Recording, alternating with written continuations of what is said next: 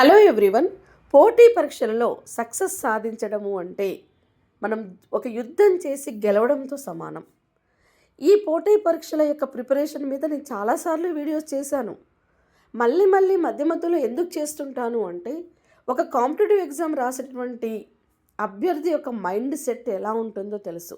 చాలా వరకు ఏం చేస్తారు అంటే, స్టార్టింగ్లో ఉన్నటువంటి టెంపోని కంటిన్యూ చేయలేక, ఆ ఇన్స్పిరేషన్ని, ఆ మోటివేషన్ని చివరి వరకు కొనసాగించలేక మధ్యలోనే క్విట్ అవుతుంటారు, లేదా టైం వేస్ట్ చేస్తుంటారు. ఇలా రకరకాలుగా డిస్ట్రాక్షన్స్ తోటి ప్రిపరేషన్ అనేది స్టార్టింగ్లో అనుకుంటారు నేను ఇలా చదవాలి అలా చదవాలి అని, కానీ మధ్యలోనే కుట్టుపడిపోతుంది. ఎగ్జామ్స్ వచ్చేసరికి మళ్ళీ అదే సమస్య, మళ్ళీ అదే పరిస్థితులు. కొద్ది మంది మాత్రమే అనుకున్నది అనుకున్నట్టుగా చదవగలుగుతారు. కాబట్టి మధ్య మధ్యలో మీకు పదే పదే ఈ విషయంలో మీ గురించి చర్చించాల్సిన అవసరం ఏర్పడుతుంది. అందుకే నేను అప్పుడప్పుడు ఈ టాపిక్ మీద నేను మీకు వీడియోస్ చేస్తూనే ఉన్నాను. అయితే ఫస్ట్ ఆఫ్ ఆల్ మీరు కాంపిటేటివ్ ఎగ్జామ్స్ ప్రిపేర్ అవుతున్నారు అంటే మీ ముందర ఉన్నటువంటి విషయాలు రెండు ఉంటాయి. ఒకటి, ఆల్రెడీ నోటిఫికేషన్స్ వచ్చాయి, లేదా నోటిఫికేషన్స్ రాబోతున్నాయి, లేదా వస్తాయో లేదో తెలీదు.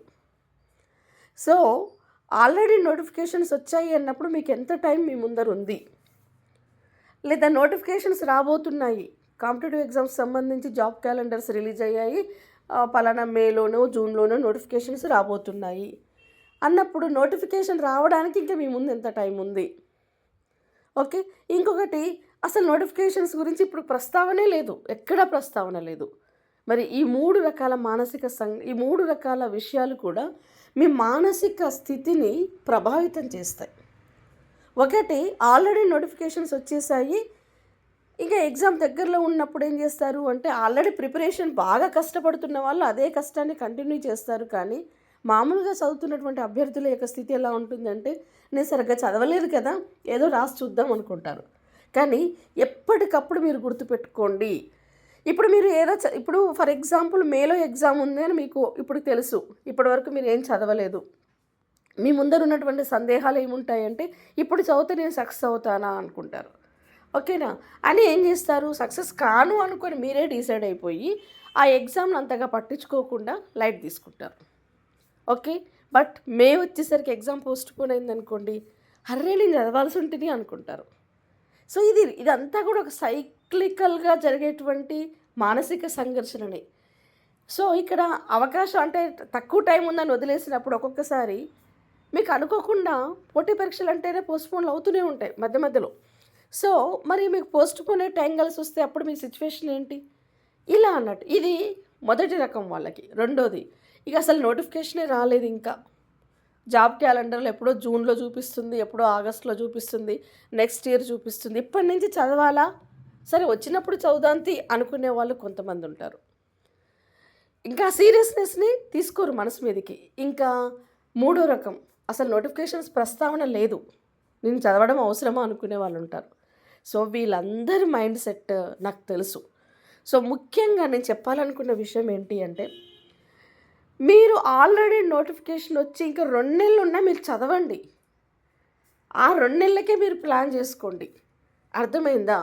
ఎందుకు అంటే, మీలాగా ఆలోచించేటటువంటి అభ్యర్థులు ఎక్కువ మంది ఉండి క్విట్ అవుతుంటారు. కాబట్టి ఎవరికి వాళ్ళు కనీసం ఈ సమయమైనా నేను సద్వినియోగం చేసుకుంటా అని మీరు కష్టపడి, ఆ ఉన్న సమయానికే మీరు షెడ్యూల్ చేసుకొని హార్డ్ వర్క్ చేసినప్పుడు ఏమవుతుంది, నిన్న మొన్నటి కంటే ఎక్కువ హార్డ్ వర్క్ చేయండి. ఓకే, మీరు ఎంత టైంని వేస్ట్ చేసుకున్నారు ఇవన్నీ ఒక్కసారి గుర్తు చేసుకుని, అట్లీస్ట్ ఇప్పుడైనా నేను చదువుతాను, అది నెల కానీ 2 నెలలు కానీ అని మీరు చదువుకుంటే, ఒకవేళ పోస్ట్ పోన్ అయింది అనుకోండి, అది మీకు ప్లస్ పాయింట్ అవుతుంది. పోస్ట్ పోన్ కాలేదు అనుకోండి, మీకు ఎగ్జామ్ రాస్తే ఏమో చెప్పలేము, మీరు ఇప్పుడు చదివిందే మీకు యూజ్ అవుతుందేమో తెలియదు కదా. నెక్స్ట్, ఒకవేళ మీకు ఆ 2 నెలల్లో చదివే ఎగ్జామ్ సక్సెస్ కాలేదు, అట్లీస్ట్ ఈ ప్రిపరేషన్ నెక్స్ట్ టైంకి లేదా ఇంకొక రకమైనటువంటి ఎగ్జామ్కైనా మీకు హెల్ప్ అవుతుంది కదా. అంటే ఉన్న సమయాన్ని ఆల్రెడీ వృధా చేసి ఇప్పుడున్న సమయాన్ని కూడా వృధా చేసుకుంటే ఇక మనం ఎప్పుడు సక్సెస్ అవుతాం చెప్పండి లైఫ్లో? ఒక్కసారి సీరియస్గా ఆలోచించండి. ఇక 2, నోటిఫికేషన్స్ వస్తాయో రాదో అని ఎదురు చూసే వాళ్ళకి ఇంకా నోటిఫికేషన్స్ డేట్ తెలుసు, ఫలానా టైంకి రిలీజ్ అవుతుంది, జాబ్ క్యాలెండర్లో కనపడుతుంది, కానీ ఇంకా రిలీజ్ కాలేదు ఈ 2 రకాల అభ్యర్థులకి ఒకటే రకమైనటువంటి మైండ్ సెట్ అవసరం. ఏంటిది అదంటే, సో, అది వచ్చింది రానియండి. నేను చదివి ఉంటాను. ఎప్పుడైనా సరే పోటీ పరీక్షల్లో సక్సెస్ కావాలి అంటే, నేను పదే పదే చెప్తున్నాను, నోటిఫికేషన్స్ కోసం వెయిట్ చేయకండమ్మా. మీరు చదివి యుద్ధం ఏ సందర్భంగా ఎక్కడి నుంచైనా రానియండి, నేను రెడీ అన్నట్టుగా నువ్వు ఉన్నప్పుడు చాలా కాన్ఫిడెంట్‌గా ఉంటావు. అదే ప్రిపరేషన్ నువ్వు కంటిన్యూ చేస్తూ ఉన్నప్పుడు, ఆ కాన్ఫిడెన్స్ తోటి నీకు నోటిఫికేషన్ వచ్చేంత వరకు మన జీవితం గడవడానికి పార్ట్ టైమ్ ఉద్యోగాలు చేసుకున్నా, ఫుల్ టైమ్ ఉద్యోగాలు చేసుకున్నా కూడా మనకు ఆ కాన్ఫిడెన్స్ దెబ్బతినదు. ఎందుకంటే నువ్వు ప్రయత్నిస్తూనే ఉన్నావు. నువ్వు ఆ ఫీల్డ్‌లోనే ఉన్నావు, వదిలేయలేదు. ఎప్పుడో నోటిఫికేషన్ పడ్డాక హడావుడిగా ముందర పుస్తకాలు తీసుకుంటే సక్సెస్ కాము. ఎందుకంటే మన లక్షల మందితో పోటీ పడాలి ఇక్కడ. కాబట్టి మీరిప్పుడు లైఫ్‌లో ఫైనాన్షియల్ నీడ్ ఉంది. ఇప్పుడు మనకి ప్రెజెంట్ పార్ట్ టైమ్ జాబో లేకపోతే ఫుల్ టైమ్ జాబో చేయక తప్పదు. ఫర్ ఎగ్జాంపుల్ మీరు డీఎస్సీ అభ్యర్థులై ఉండి మీరు స్కూల్‌లో చేస్తున్నారు ప్రెజెంట్. స్కూల్‌లో చేయక తప్పదు. ఈ స్కూల్‌లో చెప్పేదాన్ని నీ డీఎస్సీ ప్రిపరేషన్‌కి ఉపయోగించుకోవాలి. మిగతా టైంలో ఏ చిన్న ఒక్క నిమిషం దొరికినా నీ డీఎస్సీ ప్రిపరేషన్ నువ్వు కంటిన్యూ చేయాలి. ఇలా మీకు నోటిఫికేషన్ వచ్చేసరికి మీ ప్రిపరేషన్ కంప్లీట్ అయ్యి ఉన్నారనుకోండి, ఎంత కాన్ఫిడెంట్‌గా ఉంటుందో తెలుసా? సైకలాజికల్‌గా ఎప్పుడైనా రానియండి, నాకు జాబ్ వస్తది అన్న నమ్మకం మీకు వచ్చేస్తది. ఇలా ముందుగా ఇక్కడ మీకు కావాల్సినటువంటి మైండ్ సెట్ ఏంటి అంటే, వచ్చినాక చూస్తాను కాదు, వచ్చేసరికే మీరు రెడీగా ఉండాలి. వీళ్ళే విజేతలవుతారు.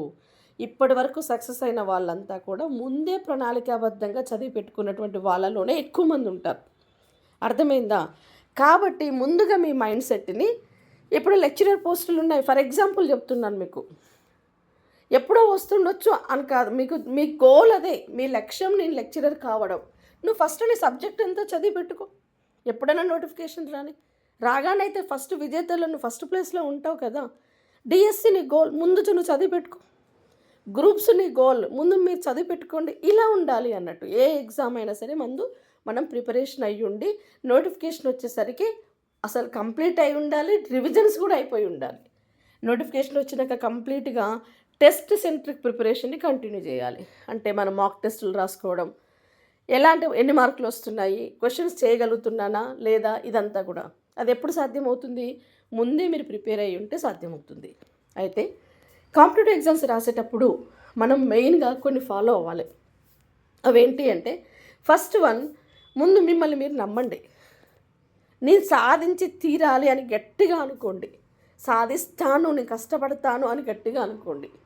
అర్థమైందా? ఎందుకంటే ప్రపంచంలో అంతరిక్షంలోకి వెళుతున్నాం. ఇదేమన్నా అసాధ్యమా? చెప్పండి. ఎన్నో అద్భుతాలు సృష్టిస్తున్నటువంటి మనుషులం మనం. ఇదేమన్నా అసాధ్యమా? నో, నేను చేయగలను, నేను చదవగలను, నేను ఈ జాబ్ కొట్టగలను అని ఫస్ట్ మిమ్మల్ని మీరు నమ్మండి. ఆ తర్వాత మీరు ఏ ఉద్యోగం కోసం అయితే ప్రిపేర్ అవుతున్నారో ఆ ఉద్యోగం మీద మీకు డీప్ ఇంట్రెస్ట్ ఉండాలి. ఒక విజన్ ఉండాలి. ఎందుకు నేను ఈ ఎగ్జామ్ రాయాలి? ఎందుకు నేను ఈ ఎగ్జామ్ రాయాలి? ఎందుకు నేను కష్టపడాలి? ఒకవేళ ఈ జాబ్ రాకపోతే నా పరిస్థితి ఏంటి? అర్థమైందా? జాబ్ వస్తే నా లైఫ్ ఎలా ఉంటుంది? జాబ్ రాకపోతే నా లైఫ్ ఎలా ఉంటుంది? ఒక్కసారి ఆ రెండింటిని విజువలైజ్ చేసుకొని ఒక డీప్ ఇంట్రెస్ట్, ఒక విజన్ని మీరు క్రియేట్ చేసుకోవాలి. అప్పుడే మీరు చదవగలుగుతారు. చదవాలి అన్న సంకల్పం అనేది మీలో నిలువెత్తున మిమ్మల్ని ఆవహించేస్తుంది. ఓకే. నెక్స్ట్ మీకు బర్నింగ్ డిజైర్ ఉండాలి. ఎస్, ఇది నాకు కావాలి, అంతే, ఇది నాది, అంతే, ఇది నేను సాధించి తీరుతాను అనే ఒక బర్నింగ్ డిజైర్ నీలో నిరంతరం ఉంటే, ఆ బర్నింగ్ డిజైర్ అనేది నువ్వు టైం వేస్ట్ చేస్తున్నప్పుడు నిన్ను టైం వేస్ట్ చేయనీయదు. నువ్వు అనవసరమైనటువంటి కబుర్లు చెప్తున్నప్పుడు ఆగు, స్టాప్, నువ్వు మాట్లాడకు, నువ్వు చదువుకో అని నిన్ను హెచ్చరిస్తూ ఉంటుంది. ఓకే.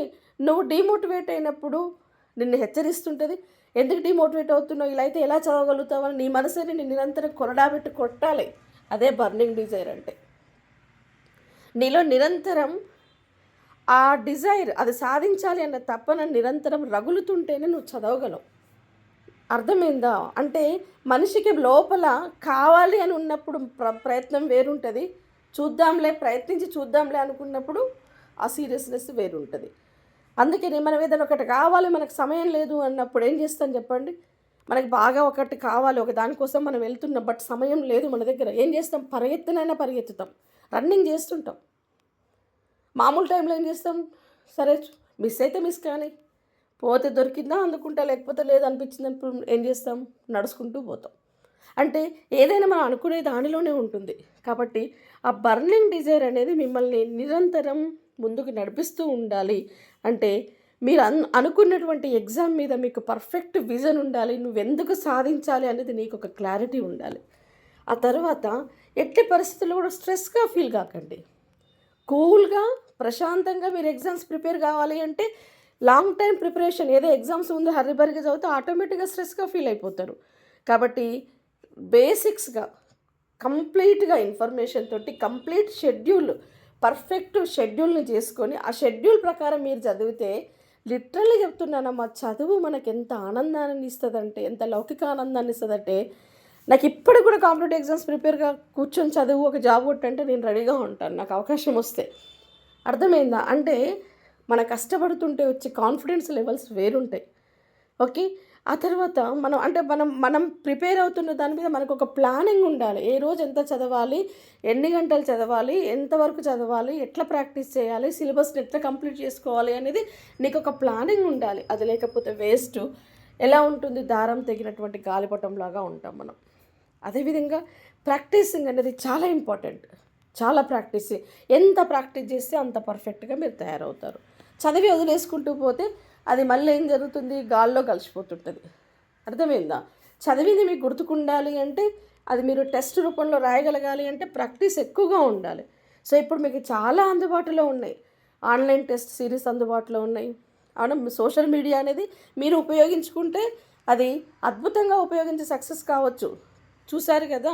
రైల్వే స్టేషన్‌లో వైఫైని ఉపయోగించుకున్నటువంటి ఒక వ్యక్తి కూలి చేస్తూ నిజంగా ఎంత అద్భుతమైనటువంటి ఇన్స్పిరేషనల్ స్టోరీ అమ్మా అది.